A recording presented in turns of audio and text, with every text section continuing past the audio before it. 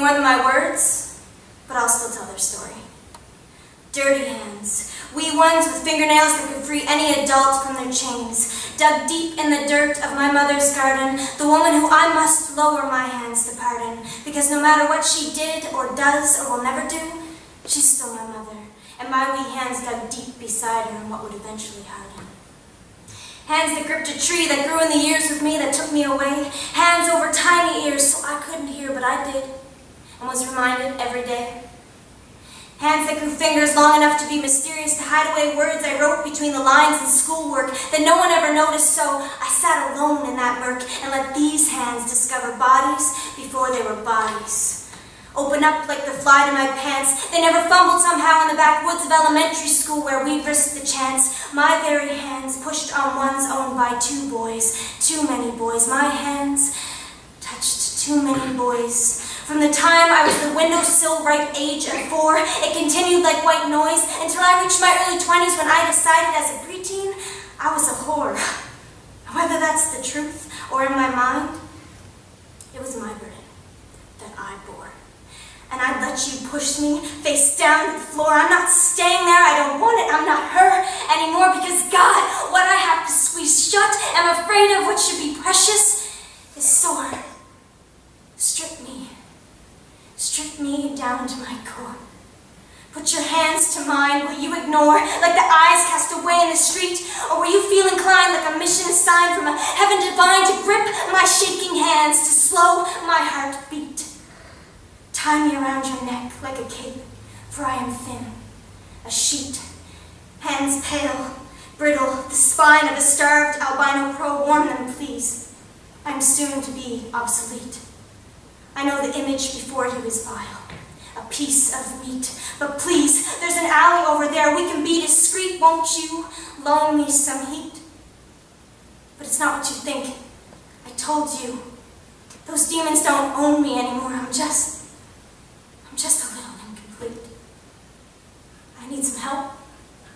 Maybe advice on how to get to my feet, stop them from running, grounded, stable, so I can stand to defeat what disabled my hands from my wrists from my arms, so that when arms held me right, I pushed. My hands have pushed what was right in front of my face. Hands as timid as my own that used to trace the body I would eventually deface. But she gripped onto me, and I gripped the sharpest blade, the rainy night sky, our bleak embrace. My fist found her palm, and I pushed that blade inside and told her to cut. Make a line you can't erase. I must have been thirsty for the cold, because since that night, it has seeped down to my bones, gripped hard, and still has hold.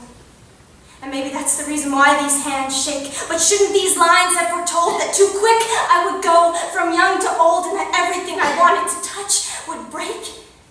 Skin me, my flesh is marbled with chill, and it's stuck like connective tissue as if it was God's very own will that my small figure had to fill the void in my chest on my own. These cold ashen hands are wrapped tight and still. They stay rigid, hard as stone, and while I resist the urge to hit my muscle with knuckle and bone, somewhere off in the distance the wind is calling me her poetic drone. But no, I must stay. I want to want the day, even if I want it alone. So I'll make fists beneath my knees to save myself from their brutality that demands a kind of finality. I'll be Quasimodo hunched over, hands beneath my... One moment.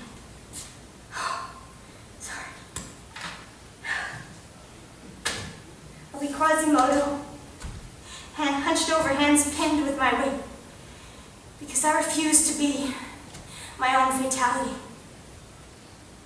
I might not have ever been able to say that, but I got lucky. Because these hands, they found a piece of magic. And it said, stop with your hard hands over your fists. And you can't hold water if your palms are open. Your life isn't so tragic. She had a peculiar voice, and one that gave me no choice. And for some reason, I listened. Somehow, a pair of hands found mine, unafraid to have her fingers entwined in that which was broken and covered in grime. A touch as soft as sand, wove her fingers around my own. Instantly, my questions understood, known. It felt like small ocean waves, quiet but sturdy and warm. And each time one broke on the shore, it washed deeper through me, easing out the storm. But sometimes the cold rain still falls hard, and the veins in my hands, they look more like scars. And I start to tremble. Don't let go! Don't let go. But she just grips my hands harder. I'm still scared, I say. She answers, I know.